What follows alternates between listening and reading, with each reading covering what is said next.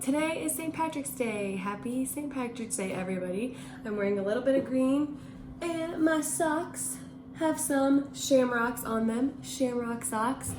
We're gonna read Pete the Cat and the Great Leprechaun Chase. Tomorrow is St. Patrick's Day and Pete's teacher, Mr. G, is teaching about leprechauns. The only time you catch one is on St. Patrick's Day.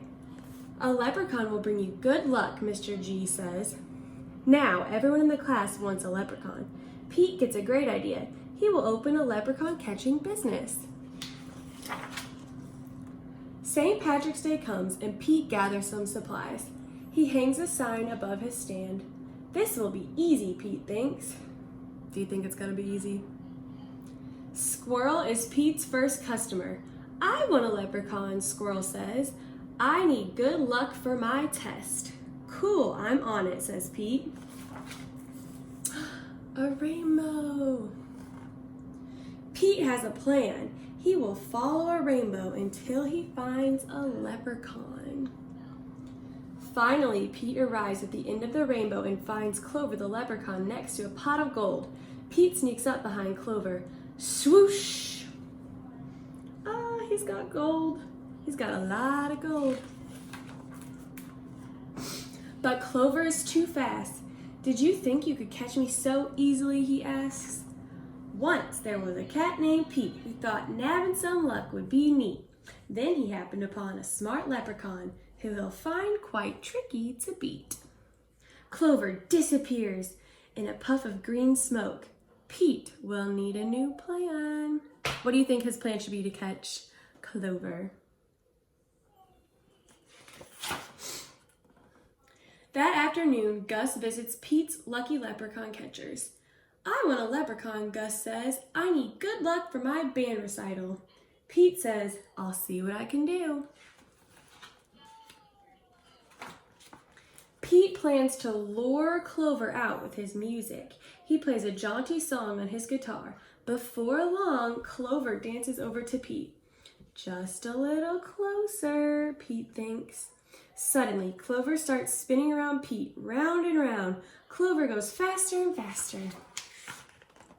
Oh no, Clover wraps up Pete with the rope. Oh my goodness, Clover's so tricky. Pete has finally met his match, a crafty leprechaun he just can't catch. He'll never win, he better give in, or find something else to snatch. That evening, Callie visits Pete's lucky leprechaun catchers. I want a leprechaun, Callie says. I need good luck for my tennis match. Says Pete. St. Patrick's Day is almost over. There isn't much time left to catch a leprechaun, but Pete won't give up yet. Pete sets a trap for Clover. Before long, Clover tiptoes up to the trap and sniffs the air. What did he put in the trap? I love candy, he whispers, peering under the box. Pete waits very quietly. Crash! Pete rushes over and checks underneath the trap, but it's empty. Clover skips away. Pete has tried many a plot, but still I haven't been caught. And isn't it dandy? I even got candy, while Pete ends up with squat. Pete has an idea. He follows the trail of spilled candy to Clover's secret hideout. Pete sneaks up behind Clover. Swoosh! Pete finally catches Clover. Why do you want me? Clover asks. I'm helping my friends who need some extra luck. Luck doesn't come from having a leprechaun, says Clover. You and your friends have each other. That already makes you as lucky as can be. Could Clover be right? Pete is one very lucky cat. A lucky cat doesn't even need a lucky leprechaun. He lets Clover go. While Clover played hide and seek, Pete learned something unique. The luck that you make beats luck that you take. Any old day of the week. Happy St. Patrick's Day.